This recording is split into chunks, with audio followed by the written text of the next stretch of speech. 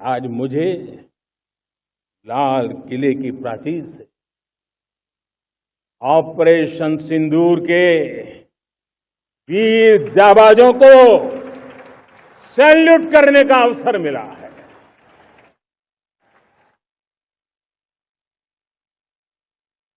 हमारे वीर जाबाज सैनिकों ने दुश्मनों को उनकी कल्पना से परे सजा दी है।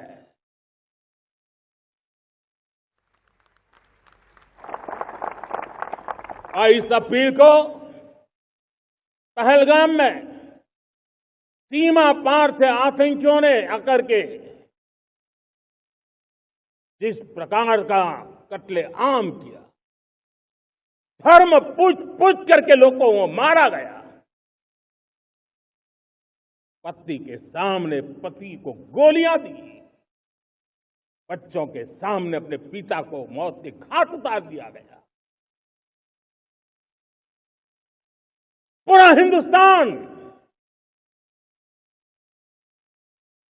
आक्रोश से भरा हुआ था।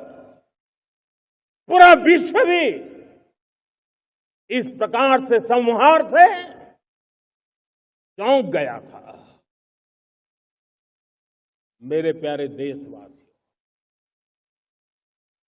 ऑपरेशन सिंदूर उसी आक्रोश की अभिव्यक्ति है।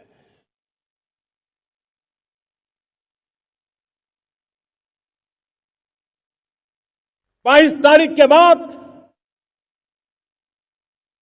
हमने हमारे सेना को खुली छूट दे दी।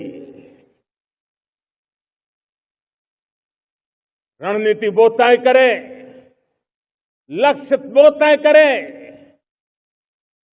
समय भी वो चुने, और हमारी सेना ने वो करके दिखाया जो कई दशकों तक कभी हुआ नहीं था। सैकड़ों किलोमीटर दुश्मन की धरती पर घुस करके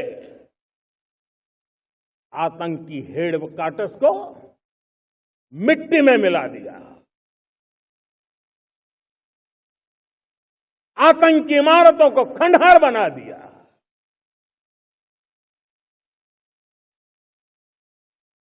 पाकिस्तान की नींद अभी भी उड़ी हुई है।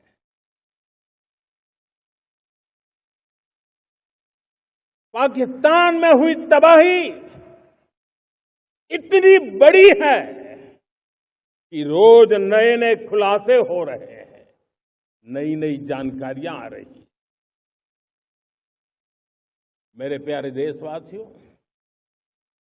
हमारा देश कई दशकों से आतंक को झेलता आया हुआ है। देश के सीने को छलनी कर दिया गया है। अब हमने एक न्यू नॉर्मल प्रस्थापित किया। आतंक को और आतंकी को पालने पोसने वालों को, आतंकियों को ताकत देने वालों को अब हम अलग अलग नहीं मानेंगे।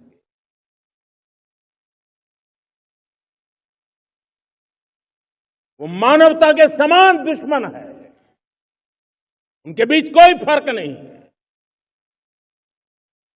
अब भारत ने तय कर लिया है कि न्यूक्लियर की धमकियों को अब हम सहने वाले नहीं हैं। न्यूक्लियर ब्लैकमेल लंबे अरसे से चलाया, अब वो ब्लैकमेल नहीं सहा जाएगा।